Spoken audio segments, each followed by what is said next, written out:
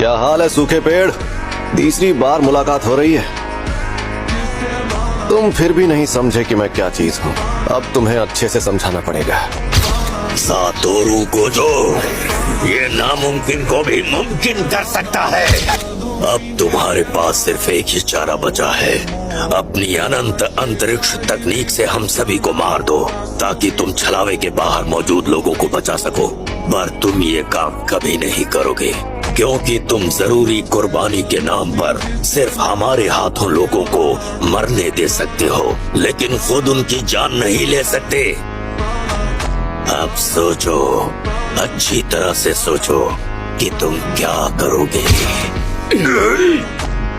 अब क्या करेगा? Domain expansion, infinite void.